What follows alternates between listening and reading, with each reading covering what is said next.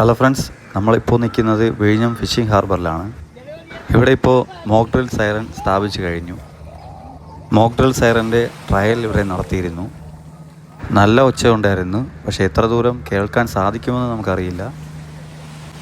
അതുപോലെ coast guard ഷിപ്പിൻ്റെ എണ്ണം കൂടിയിട്ടുണ്ട്. കനത്ത സുരക്ഷയാണ് ഇവിടെ ക്രമീകരിച്ചിരിക്കണമെന്ന് തോന്നുന്നു. സൈറൻ വയ്ക്കാൻ സമയത്ത് തന്നെ ഒരു കൂട്ടം ആർമികളും വണ്ടികളും വന്നിട്ടുണ്ടായിരുന്നു. അതുപോലെ പലതവണയായിട്ടും പോലീസിൻ്റെ സ്പീഡ് ബോട്ടിൽ ഇവിടെ പെട്രോളിംഗ് നടക്കുന്നതായിട്ട് നമുക്ക് കാണാൻ സാധിക്കുന്നുണ്ട്. ജനങ്ങളുടെ സുരക്ഷയ്ക്ക് വേണ്ടി ഗവൺമെൻറ് ഒത്തിരി കാര്യങ്ങൾ ചെയ്തു വരികയാണ്. നമ്മുടെ നാട്ടിൽ എന്ത് സംഭവിക്കുന്നു, നമ്മുടെ നാടിൻ്റെ അവസ്ഥ എന്താണ്, ഇതൊക്കെ കൃത്യമായി അറിയണമെങ്കിൽ ന്യൂസുകൾ കൃത്യമായി നോക്കാൻ ശ്രമിക്കുക.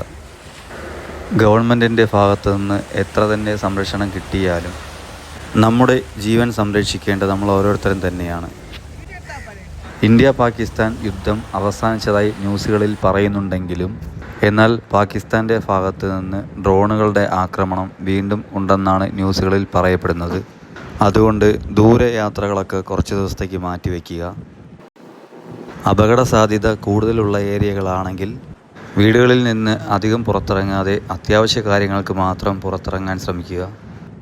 കുറച്ച് ദിവസത്തേക്കുള്ള ഭക്ഷണ സാധനങ്ങൾ വീട്ടിൽ സൂക്ഷിച്ച് വീട്ടിൽ തന്നെ സുരക്ഷിതരായി ഇരിക്കാൻ ശ്രമിക്കുക. ഇതെല്ലാത്തിനും ഉപരിയായി ഇരു രാജ്യങ്ങളും തമ്മിലുള്ള യുദ്ധം സമാധാനമായി മാറുവാൻ നിങ്ങൾ ഓരോരുത്തരും പ്രാർത്ഥിക്കുക. ഗവൺമെൻറ്റിൻ്റെ ഓരോ നിർദ്ദേശങ്ങൾ അനുസരിച്ചുകൊണ്ട് എല്ലാവരും സേഫായിട്ടിരിക്കാൻ ശ്രമിക്കുക. Thank you.